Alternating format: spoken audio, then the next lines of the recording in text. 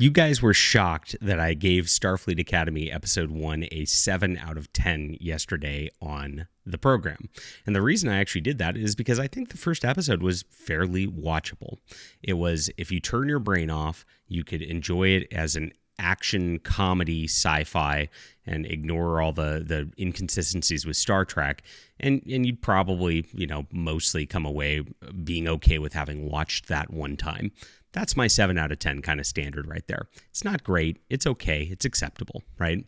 And so I looked at that and I was like, why is everybody being so harsh on this show? Because, honestly, I expected such a dumpster fire. People were telling me it's worse than Section 31. And I said, this really wasn't that bad. Then I got to Episode 2. Oh my gosh. Please hit the like and subscribe button as we talk about all things in science fiction, my friends. I am going to actually listen to you guys. I put up a poll, or not a real poll, just saying, hey, should I write a Starfleet Academy or Space Fleet Academy sort of sci-fi novel? And I got so much positive feedback that I should do it and just fix this and just make what a real Space Fleet Academy should be. I'm going to write it. I'm just going to do it now. So I want you guys to sign up for my newsletter. It's in the description below.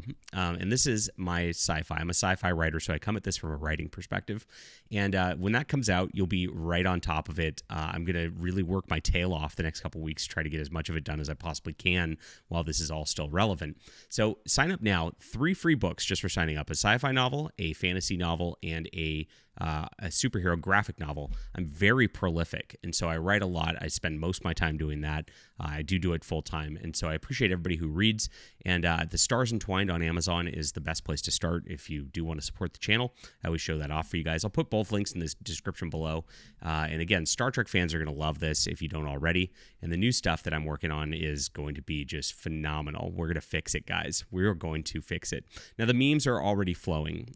People have seen the image of Holly Hunter in the captain's chair like this, and somebody made a Captain Picard with AI. Hilarious on that level. And then this one this morning was pretty amazing as well. Starfleet Leering Academy. Now, that was in the news last week. You can Google the reference to that if you don't understand it, but it's pretty funny stuff. Very, very entertaining. And it's because the show is so bad. And we're going to get into this now. This is the second episode beta test. Now, I reviewed the first episode yesterday. I hadn't even watched the second. Then I went and watched Tachyon Pulse's podcast. The poor guy, I was watching Jay on that, and he's just like, he looks like depressed, like he was physically assaulted by Starfleet Academy. And I was saying, I'm like, it wasn't that bad. Then this happened. So while the first episode really felt like Star Wars, the new class or whatever, so it's like a Star Wars Academy, not a Starfleet Academy, which is fine. Again, it's not Star Trek, but entertaining enough for one watch. This felt like Saved by the Bell in space.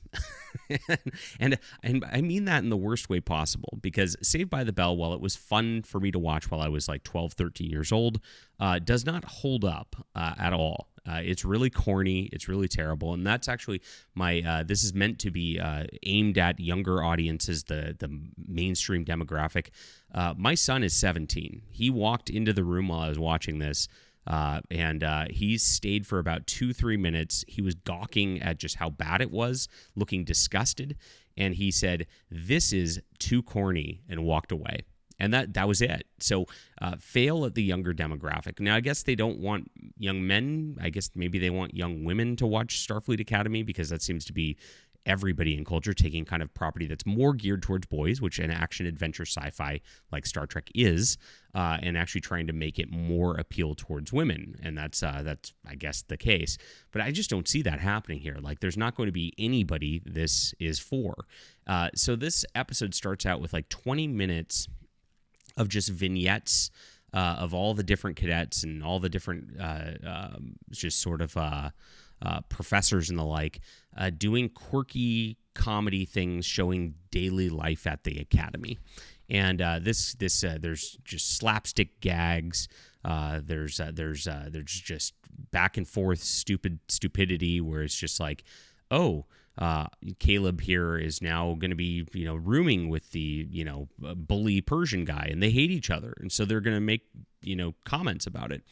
The worst part of it, all of it, was the part where he actually went to, I believe, the Bella Shepherd's character. I don't remember her name.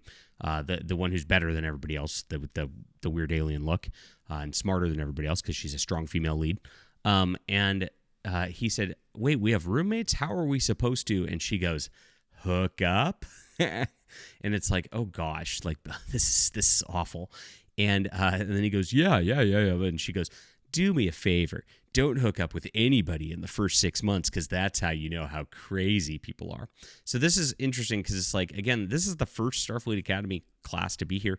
So how does she know what it's like beyond the first 6 months? Just, again, everything breaks down. And they try to make these like statement quips or whatever that I guess is just meant for comedy or whatever, or meant to be flirty. That was meant to be sexy. It wasn't. It was just like, this is kind of gross. And again, these are supposed to be the best of the best Starfleet Academy, and they're just talking about hooking up and crazy people. It's like, okay.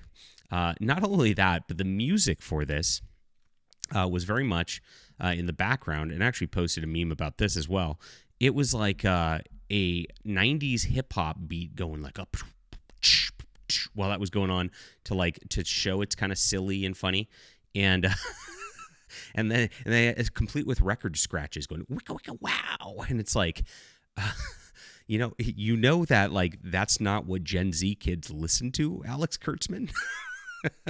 So here's your how do you do, fellow kids, Alex Kurtzman edition that I guess decided to put that music in there. It was very, very cringy all the way around. So the scene that went around the world was actually posted up by End Wokeness yesterday as well. And here it is. We have the lesbian professor here lecturing the cadets on how they need to connect and be diversity. Now, this is a modern trope that's in everything, like, you need to do it together. And it really doesn't have any meaning. And so it falls flat, that theme, every single time, even though it like is supposed to have some like big emotional impact and is supposed to be together. What does together mean? And why do you have to be together with this like fat chick who swallowed her communicator in the first episode, falls flat on her face, and seems to be functionally worthless and should have probably not been admitted to the academy to begin with? That doesn't make any sense. Well, because diversity. Okay, well, I mean, even their like woke messaging falls apart as you start to think about it. Diversity is going to make things a lot worse on this. So naturally, the guy decides to be rebellious and like go up against it, and he gets lectured by the lesbian, who then talks about Oscar Wilde and puts an Oscar Wilde quote into it. And the reason they did that is because Oscar Wilde was a flamboyant homosexual, and so they wanted to add that into it, right? Now, that's the extent of the gayness in this. Now, that's why I'm going to give the rating of this at the end of it, because like as much as they reference Oscar Wilde and as much as, Tig Notaro or whatever is obviously a lesbian, there isn't, a bunch of gay people making out in this yet. So after this all goes along, they decide to do 20 minutes, and the 20 minutes doesn't really connect to anything. And they then focus on this. This is Zoe Steiner's character, who's like a princess of Beta Z, like she's the daughter of the president. And of course, we have our stunning and brave moment of like the white Jewish girl, being and the black guy having their interracial relationship for the next 40 minutes. Now, this was so slow-paced, so ham-fisted. The dialogue was so bad. Like the flirtatious, he's rebellious and she likes it. It was just so cringy. I picked this show up and paused it and went and did something else and came back 4 times. It was so hard to sit through this episode. Really, really painful stuff. Now, the B plot of this, which would have been the A plot of a regular episode, was a negotiation with Beta Z by the president and all that of the academy, or Admiral Vance or whatever. I don't know why they're not having ambassadors do this, or like the president of the Federation do this, but hey, is what it is. Doesn't make sense.